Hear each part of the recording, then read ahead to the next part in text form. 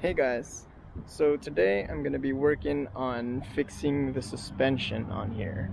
As you may already know, the fronts are dropped 3 inner splines and the rears are dropped 2 splines. Because it is so low, I'm pretty much riding on bump stops. Well, not even really the bump stops because I've already deleted them. So I'm pretty much riding metal to metal on the bump stop arms, especially on the front passenger side. Which is kind of surprising because I figured it would be maybe the driver's side because it's a little heavier on that side, but I don't know. So I'm gonna take you on a quick little drive and you can kind of see how bouncy it is when I'm driving. There is a little bit of a squeak up on the front passenger side, like I said, because of the metal on metal. I don't really hear a little squeak up on the driver's side, but I might as well take care of that too while I'm at it. In the rears, I'm going to see if I need to remove my bump stops there, but I haven't really had any issues. I guess once I have it taken apart, I'll decide whether I want to keep the bump stops or not in the rear. So let's go ahead and take you for a drive. Alright, so here we are on the road. Bear with me, it's kind of difficult to drive and record at the same time, plus trying to drive stick. But you'll see in a second that the suspension's super stiff. Anytime I hit a bump, it'll pretty much bounce and you'll hear a squeak. So I'm gonna bounce right here.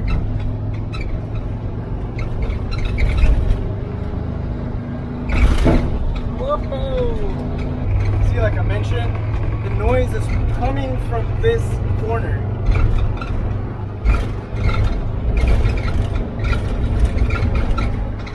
Not really so much on the driver's side, but more on the passenger side. Alright, it's going to be real bouncy right here.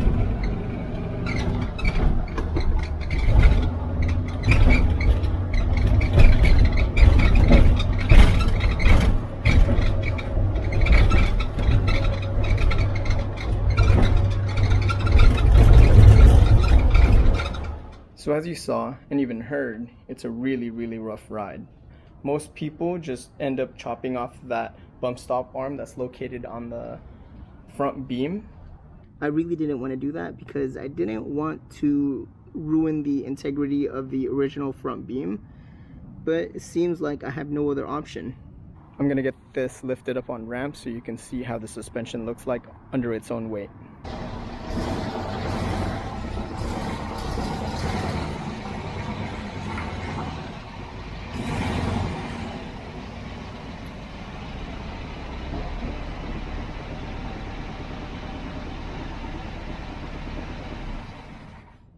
Here I have the Squareback up on the ramps, so let's take a look underneath the driver's side.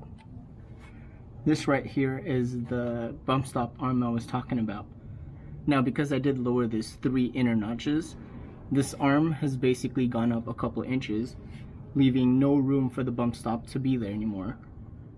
So I decided to take off that bump stop, but even then, this arm has maybe about a 1/4 inch of travel before it hits this metal arm here. So that's why every single time I hit a bump, this arm goes up and bangs on this here.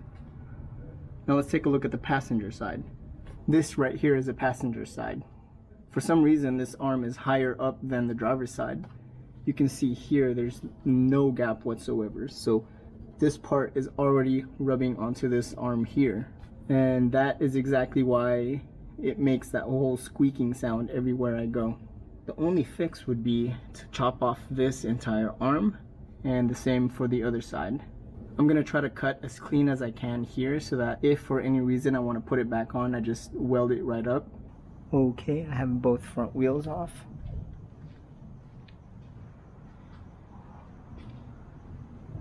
And look at all that dirt that was there before. Super crusty.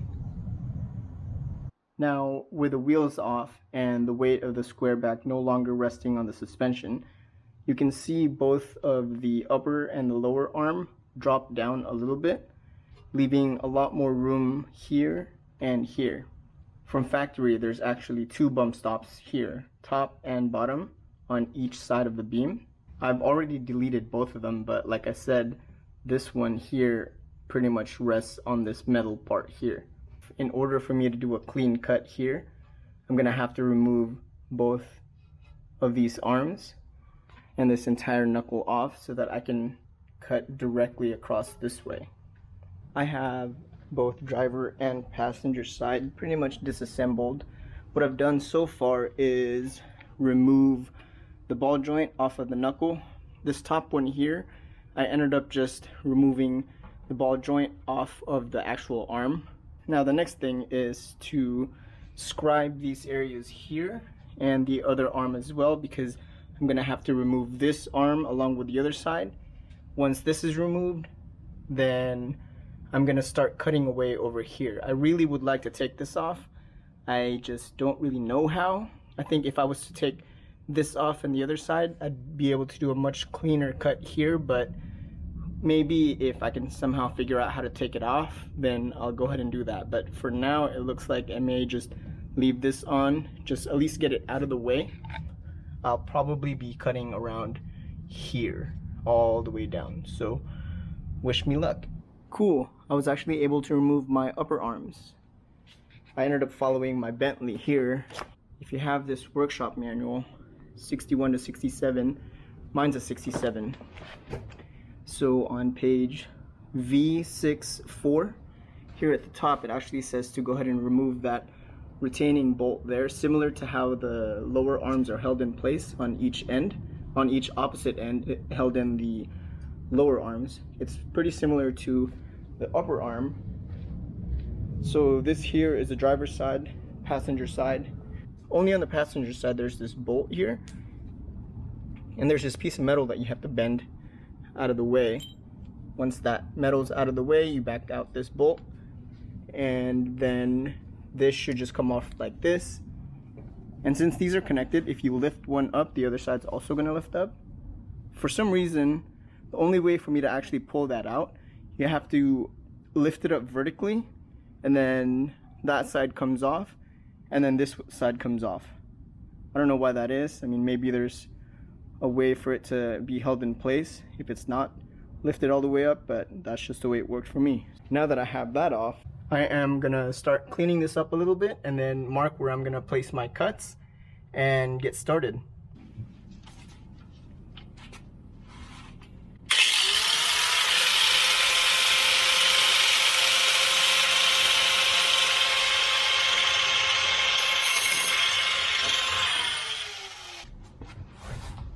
Got myself some gloves and welding sleeves.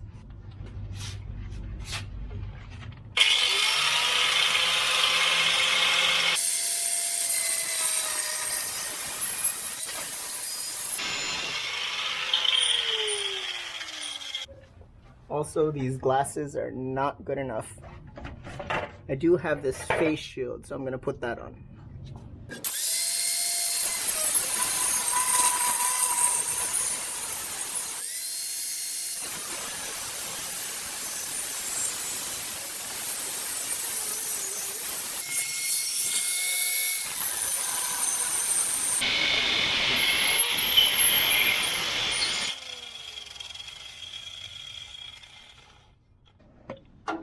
I ended up switching grinders. I felt pretty sketch about that last one.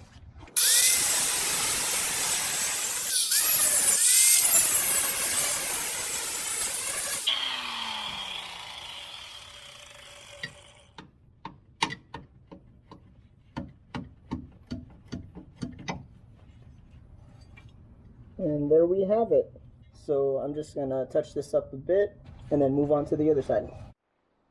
Here I have the driver's side completely chopped off, and this is it here. Like I said, I really wanted to chop this up as clean as I could. You can tell it's not super straight, but if I really wanted to, I guess I can still get that welded back on there. I went as close to the beam as I could without actually damaging the beam, so there's probably about a quarter of an inch left of material there, which is more than enough space for me to travel the upper and lower arms without hitting anything, so I should be good. This here is the passenger side. Same thing, I left about a quarter inch of material there, And then here is the arm here. After I chopped that off, I made sure it was as clean of a cut as possible. No burrs or anything. I use this file here to kind of touch it up and clean it up so it doesn't catch on anything. Before I reassemble, I need to make sure to put a coat of paint. That way it prevents it from rusting any further. You can see on the inside there's a bit of surface rust, but nothing really too concerning. But since there's bare metal showing, I do just want to cover that up. So I'm going to do that and then reassemble everything and then put the new shocks on here. Here you can see my upper and lower arm reassembled back into the beam. You can see where I painted with automotive primer here. You can see how much travel I've pretty much gained now that I have that chopped off. So I'm really hoping this is going to be a much smoother ride. Now onto the shocks. So I was lucky enough to find these brand new in the box. They're off a Kingpin front end bug, I think. Here's the part number here. KG4521. So these are supposed to be a whole lot shorter. These I got from Rock Auto. They were just some cheap, I think $10 or $15 shocks each. So these, like I said, are going to go to the back, while these are going to go up here in the front. And the reason why I wanted to put these in the front is because they are much shorter than these ones here. So I'm going to take these apart and then slap them on here. I don't know if I'm going to record this in the back because I think this video might end up being a little bit long, but I'm going to reassemble it, and then once that's put together, I will do one last shoot and that will end the video. And here we have it. I have the front shocks installed. Everything is torqued down nice and tight. Looking really good. Let's check out the passenger side. All this room right here. I'm really hoping it's not going to be really bouncy anymore. I'm pretty sure this is going to help a lot. Now as far as transferring the old front shocks to the rears, I'll probably do that on another video. It's getting kind of late, but I should be okay. Thanks for tuning in, guys.